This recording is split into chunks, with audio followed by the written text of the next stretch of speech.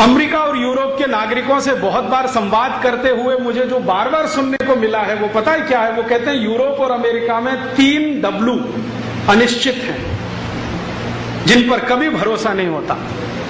एक तो है वेदर, कभी भरोसा नहीं क्योंकि निश्चित ही नहीं है। दूसरा है वाइफ, कुछ पक्का नहीं है, सवेरे आई है शाम को चली जाएगी, सवेरे शादी हुई है शाम को तलाक हो जाएगा। यूरोप में ऐसे बहुत नागरिकों को मैं जानता हूं जिनकी 25 शादियां हुई, 30 शादियां हुई, 35 शादियां हुई, फिर भी संतुष्ट नहीं, कहते एक आध और कर ले।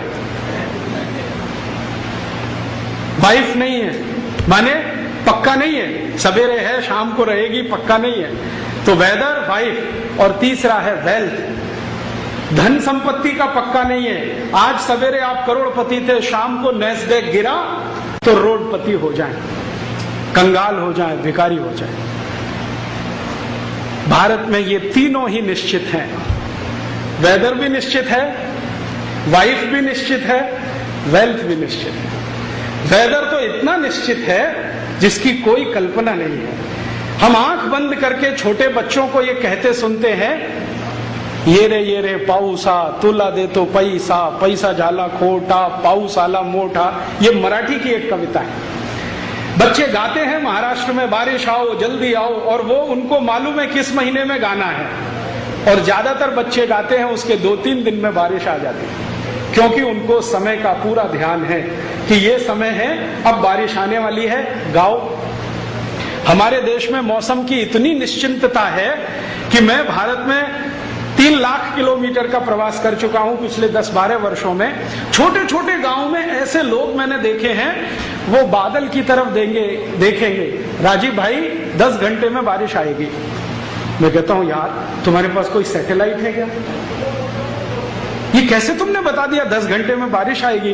वो कहते हैं जी सैटेलाइट क्या होता हमें नहीं मालूम, लेकिन ये बादल का रंग देख के हमें मालूम है कि 10 घंटे में आएगी कि 15 घंटे में आएगी या नहीं आएगी।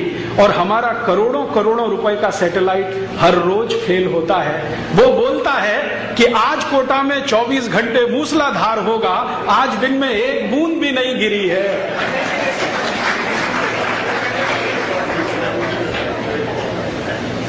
एक बूंद गिरी है कोटा में। आज के सवेरे के सब अखबार उठा के देख लो, फ्रंट पेज पे न्यूज है कि अगले 24 घंटे कोटा में मूसलाधार बारिश होगी, एक बूंद भी नहीं गिरी है। इसका माने सब सैटेलाइट फेल।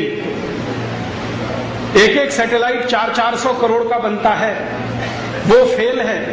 और यहां गांव में रहने वाला साधारण गरड़िया जो बकरी चराता है, वो आसमान देख के बता देता है कि 10 घंटे में बारिश आएगी, 15 घंटे में आएगी। हमारे लोग इतने होशियार और अक्लमंद हैं कि बकरी के लक्षण देख के बता देते हैं बारिश आने वाली है। एक बार मध्य प्रदेश में मैं गया, एक छोटे से गांव में। आदिवासी हम कहते हैं उनको, आदिवासी तो हम सभी हैं, वास्तव में वो वनवासी हैं, जंगल में रहते हैं। हम शहरों में रहते हैं, वो जंगल में रहते हैं। वो वनवासी हैं, आदिवासी तो हम सब हैं। तो एक गांव में मैं गया और उनसे मैंने पूछा, भाई इस साल मौसम कैसा है? ये 3 साल पहले की घटना है। इस साल मौसम कैसा है?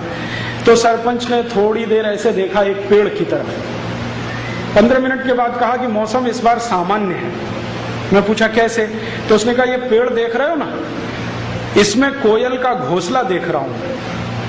अगर कोयल का घोंसला पेड़ के ऊपर के हिस्से में है तो समझ लो सूखा पड़ेगा, और बिल्कुल नीचे के हिस्से में है तो समझ लो भयंकर बारिश होगी। इस बार कोयल ने बीचों बीच घोंसला बनाया है तो बारिश सामान्य होगी। मैं चला आया और सच में उसकी भविष्यवाणी साबित हुई। उस साल बारिश सामान्य ही हुई। ऐसे ही एक गांव में गया, आसाम के पास एक गांव में गया व्याख्यान देने के लिए। तो वहां के एक व्यक्ति को पूछा, भाई मौसम कैसा है? तो उसने कहा, राजीव भाई इस बार चींटियां जो है ना ज्यादा भोजन इकट्ठा कर रही हैं, मुझे लगता है बाढ़ आने वाली है। क्योंकि चींटियों का स्वभाव भोजन इकट्ठा करने का नहीं है। मुझे ऐसा लगता है बाढ़ आने वाली है। और उस साल सच में आसाम में बाढ़ आई और लाखों लोग उसमें प्रभावित हुए।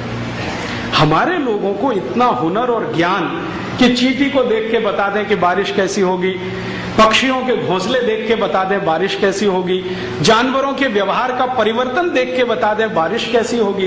इसका अर्थ एक ही है कि यहां मौसम बहुत निश्चित है, और जब हर चीज निश्चित होती है तो सिम्टम्स परफेक्ट होते हैं, उसमें वेरिएशंस नहीं होते। यूरोप में ऐसा कुछ भी निश्चित नहीं है, वेदर तो बिल्कुल निश्चित नहीं।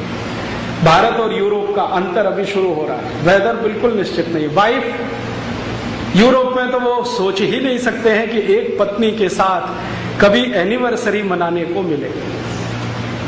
हाँ, आपको सुनकर ताज्जुब होगा, यूरोप में ये जो मैरिज एनिवर्सरी है ना, ये इस बात के लिए है कि आपको बड़ी शुभकामनाएं कि एक के साथ साल भर टिक गए आप, साल भर टिक गए, बड़ी भारी शुभकामनाएं। नहीं तो साल भर भी कोई टिकता नहीं एक के साथ। और यूरोप में अगर आप कुल जनसंख्या को जोड़ेंगे, परिवारों को जोड़ेंगे, तो मुश्किल से 1 या 1.5% लोग हैं जिनकी सिल्वर जुबली हुई है 25 साल में, 1-1.5%। गोल्डन जुबली वाला शायद 0.5% भी ना मिले। लेकिन भारत में जैसे वेदर पक्का है ना, वैसे वाइफ भी पक्की है। मैं आपको पिछले 15 साल का घूमने का तजुर्बा बताता हूं। भारत की महिलाएं पुरुषों की तुलना में 200% ज्यादा वफादार होती है, पुरुषों की तुलना में। पुरुष तो कभी भी भटकता है, कभी कभी उसकी स्थिति कुत्ते से भी बदतर होती है, लेकिन महिलाएं जो है ना, पत्नी, वो 200%, 300%, कभी कभी 500% वफादार होती है। मैंने इस देश में हजारों पत्नियों को देखा है, 1-2 नहीं, क्योंकि मैं चिकित्सा भी करता हूं होम्योपैथी की। तो मेरे पास बहुत सारे पेशेंट आते हैं जिसमें पति विकलांग हो गया शादी के 3रे दिन, और पत्नी ने अभी तक उसको छोड़ा नहीं। ऐसे मेरे पास 1-2 नहीं, हजारों पेशेंट की लिस्ट है। ऐसे मेरे पास बहुत लोग हैं जिनको टांग टूट गई, जिंदगी भर के लिए चली गई, टांग कट गई, हाथ कट गया, अंगूठा कट गया, कुछ हो गया, अंग भंग हो गया, पत्नी ने छोड़ा नहीं। और ऐसे मेरे पास बहुत पेशेंट हैं, उनके नाम तो नहीं बता सकता, कि पुरुषों में पूरी नपुंसकता है, बच्चा पैदा करने में असमर्थ हैं, फिर भी उनकी पत्नी उनको छोड़ती नहीं। तो भारत की वाइफ, पत्नी 200%, 500%, 1000% कुछ होता हो, एकदम पक्की, आसानी से नहीं छोड़ती।